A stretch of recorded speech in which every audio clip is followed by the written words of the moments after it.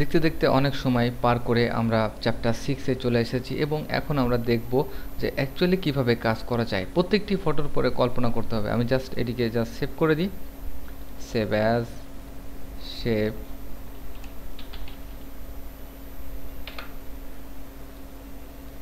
এটিকে ক্লোজ করে দিই, এটিকেও ক্লোজ করে দিই। এবার আসুন আমরা এখানে প্যানেলের সাথে একটু ডিপভাবে পরিচিত হই।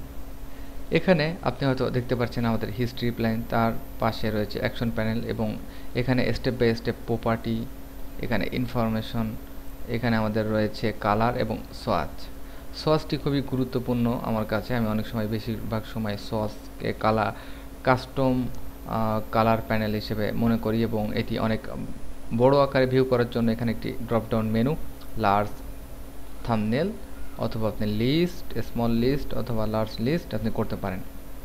আরেকটি বিষয় আপনাদের জানা দরকার লেয়ার নিয়ে, সেটি হচ্ছে লেয়ারেরও একটি ড্রপডাউন থাকবে এবং এটি ড্রপডাউন আমি এখানে এনে দেখাচ্ছি। আপনি প্রথম অপশন হচ্ছে আপনি এখানে প্যানেল অপশনে যাবেন এবং ভিউ নর্মাল অবস্থায় ছোট থাকতে পারে এবং ছোট অবস্থায় আমরা অনেক সময় দেখতে পারি না, অনেক প্রবলেম। এখানে আপনি রাইট ক্লিক করে লার্জ থাম্বনেল সিলেক্ট করতে পারেন এবং লার্জ থাম্বনেল সিলেক্ট করলে আমরা একটি অবজেক্টকে খুব সহজেই প্রিভিউ করতে পারি। যে কোনো সময় আপনি প্যানেলকে ড্র্যাগ করে আপনি আপনার নিজের স্থানে আবারও ফিরিয়ে নিয়ে যেতে পারেন।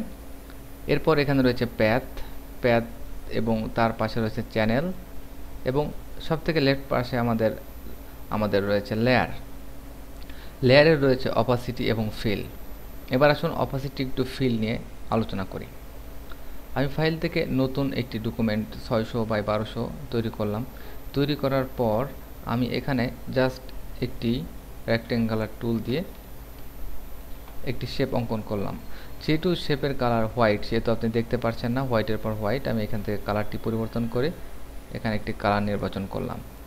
এবার আসুন এখান থেকে অপাসিটি কমিয়ে দিই। দেখুন এখানে আস্তে আস্তে অপাসিটি কমিয়ে 0%-এ ভ্যানিশ। ওকে, ফাইন। তাহলে আমাদের এখানে ফিল কালারের কি দরকার, আমরা এখানে ফিল কমাতে কমাতে কমাতে ভ্যানিশ। তো অপাসিটি ফিল নিয়ে অনেকেই প্রশ্ন করেন কেন অপাসিটি, কেন ফিল, এটি কিন্তু অনেক জটিল একটা ব্যাপার।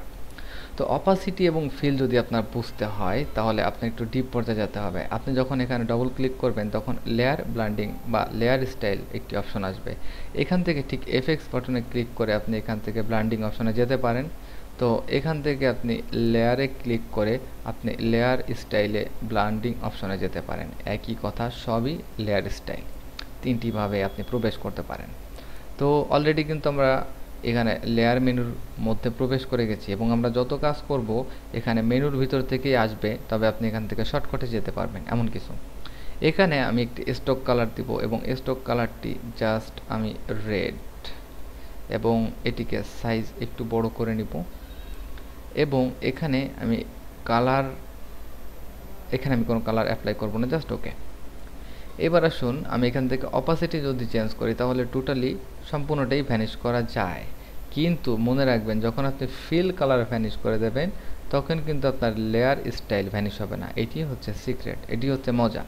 তো এমন হতে পারে যে আপনি আপনার অবজেক্টকে একটি ড্রপ শ্যাডো দিলেন। আমি ইফেক্টটিকে জাস্ট ডিলিট করে দিই, ডিলিট করার পর এটি ড্রপ শ্যাডো দিলাম এবং ড্রপ শ্যাডোটির ডিস্টেন্স এবং সাইজ একটু বাড়িয়ে নিলাম। ওকে, এবার আপনি আপনার ফিল কালারকে ডিসেবল করেন, শুধু এখানে ড্রপ শ্যাডোটি দেখতে পাবেন। আর যদি এখানে অপাসিটি ডাউন করেন তাহলে দেখতে পাবেন যে আপনার টোটাল অপাসিটিটা এখানে ডাউন হবে। এটি বোঝার একটি বিষয়। তো আরেকটি মজার ব্যাপার হচ্ছে যে আপনি যখন আপনার ফিল কালার টোটালি ডাউন করবেন তারপর যদি আপনার অপাসিটি ডাউন করেন তাহলে আস্তে আস্তে করে এটিও ডাউন হতে থাকবে। সুতরাং আপনি আপনার পুরা লেয়ারটিকে আপনি এখান থেকে ম্যানেজ করতে পারেন অপাসিটি এবং ফিলের মাধ্যমে। ধন্যবাদ। নেক্সটে আমরা লেয়ারের আরও কিছু অপশন সম্পর্কে